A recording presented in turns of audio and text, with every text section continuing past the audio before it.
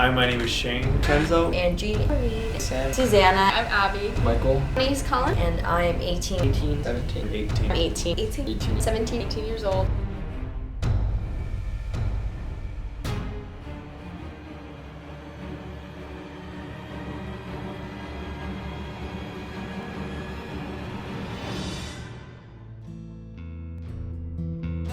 I think Americans are so fascinated with the horror genre because it gives them a view into the mind of someone who is not them.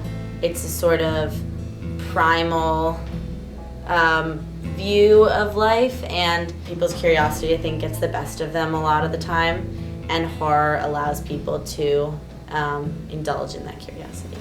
Americans' fascination with horror movies come from, wanting to experience something that we're obviously not going to experience ever. Horror is just, it's just fun to watch. It's kind of like a huge build-up to something that you don't expect. It's kind of like a roller coaster of emotion. It relates to feelings that some people have when they ride roller coasters. At the end, they have that thrill. I think those two can be related. The horror genre offers some kind of release for many people, for them to explore more of like a darker side of their own mind, so they're able to empathize with the killers. I think America's obsession with violence really projects this kind of idea that we are violent, but having horror movies allows us to be violent without actually harming anyone or anything.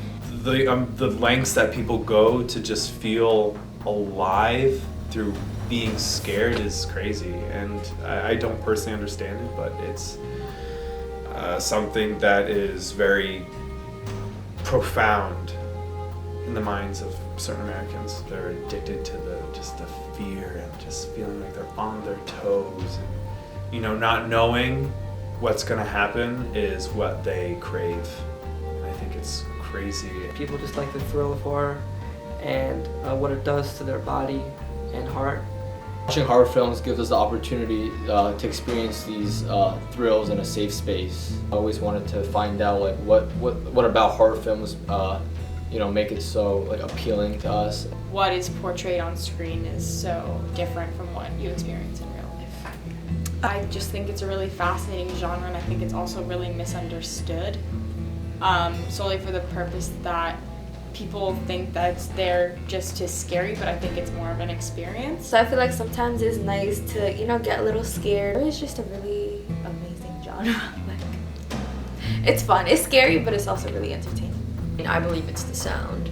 The way the sound crescendos and decrescendos is really interesting, and those goosebumps that people get, it really gets them out of their comfort zone when they hear this type of sound. And on top of that, I honestly love the way I begin to sympathize with the antagonist and understand their objective. Watching horror movies allows us to experience violence without compromising our morality.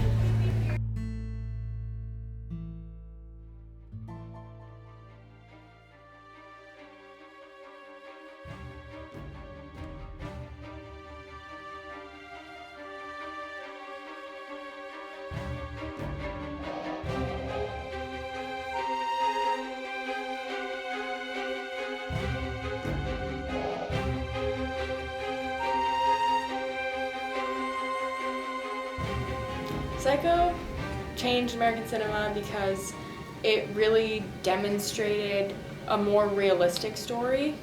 With Marion, you actually see a genuine or a seemingly genuine character, and you see her exposed and you see her go through things that actually can happen. Really hard for people to do any type of cinema because of public opinion and what people believed back then was appropriate. Psycho has made this industry of film more progressive in the sense that people aren't afraid to film things that are out of their comfort zone. Introducing new concepts at the shower scene, no one filmed inside a bathroom before. That was the first time it's ever been done. And the biggest inspirations behind that movie was just I guess like serial killers, like what happens in their minds. Like, First step in the development of making movies something different. It's just exciting. It's something new. It's something no one had ever seen before. It started the trend of films pushing the envelope a little bit more. It's given way to a lot of the newer horror films that we see that are extremely gory and extremely intense and scary and disgusting. And That was the first time in American horror that a killing scene of that magnitude was displayed. The sharp movements or the piercing violins as key progression in American horror. Psycho, makes the audience feel tension and the feelings of fear that people crave without pushing the limitations of what people can stomach. It does it artfully and tastefully, and that it changed American cinema. Another controversial aspect of Psycho was their decision to include so much blood and gore.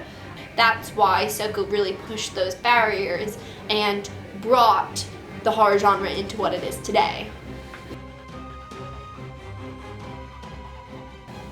So we don't really see Norman as this psychopathic killer at first. We're able to empathize with him.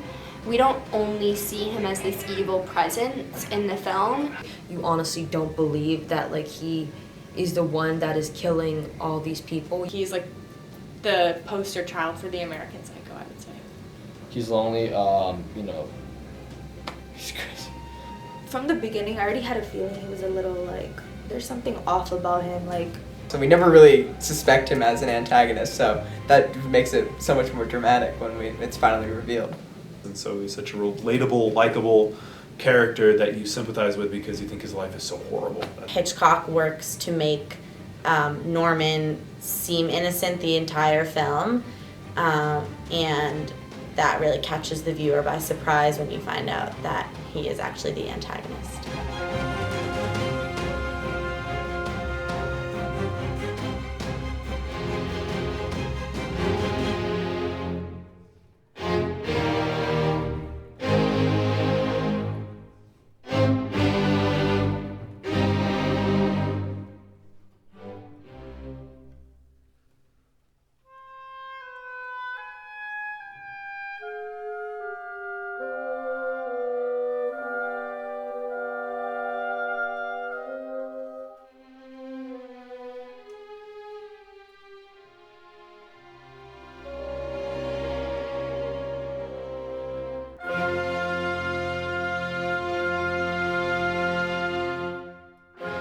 Silence of the Lambs presented the audience with a very strong female lead, one which is very rare in the film industry.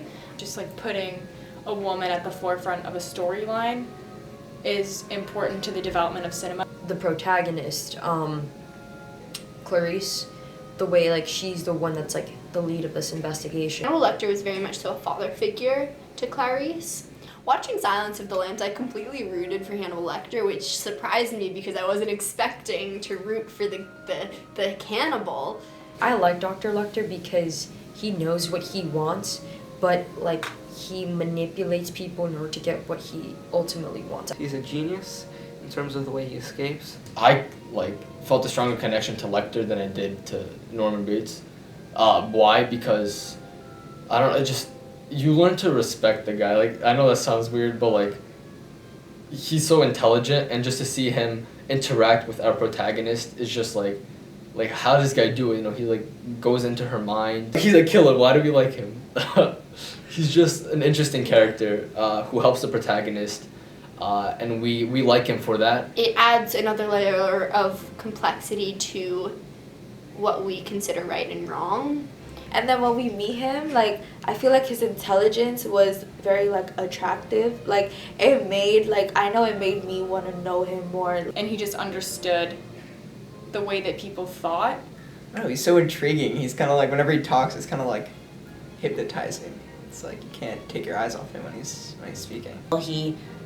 He's this like insane genius cannibal crazy person who you want to stop watching so badly, but you can't. So I'm seriously like keeps you on the edge of your seat and a little uneasy.